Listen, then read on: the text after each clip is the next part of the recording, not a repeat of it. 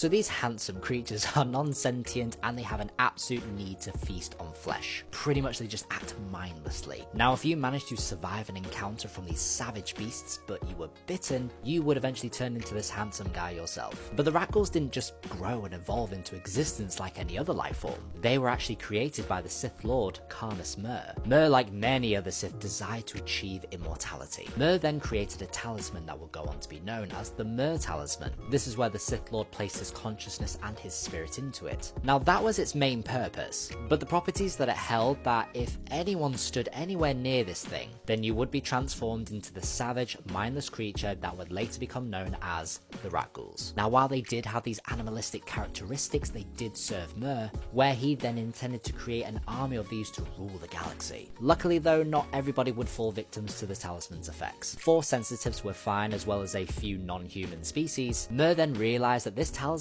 wouldn't transform those lucky few, so he then created a virus that would be passed on through a scratch or a bite. After the Sith Lord died but his spirit still remained inside the talisman, the person that wielded the talisman found themselves on Taris, and years later the Rahghoul plague infected the residents of the Undercity, creating more mindless beasts. We do see these guys in the Knights of the Old Republic video game where Revan comes into conflict with them. He eventually finds out that there is a cure to the plague, but only to those who were infected that hadn't completed their transformation yet. The cure was in the hands of the Sith that had occupied Taris at the time, and it was found on one of the corpses of a Sith trooper. Revan then takes this back to the Doctor found in the Upper City, who mass-produced an antidote that he arranged to be sent to the residents of the Undercity, but he did sell this at a fairly low price to other Tarisians. Now in between this time and the time when Cade Skywalker was active, the Rahgouls would pop up here and there throughout history. Darth Vader then came into possession Draper's Oublia that had a stasis Jedi still inside, Celeste Morn, who was wearing the talisman. She and the Sith Lord then dueled, and with Vader outclassing her in skill, she had no choice but to use the talisman to transform the stormtroopers into Rahgouls. This forced Vader to retreat. Then all the way up into the year 137 ABY, Celeste Morn then partnered with Cade Skywalker to fight the Sith,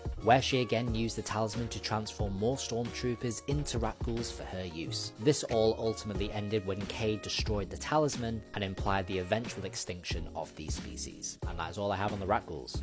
Hope it helped.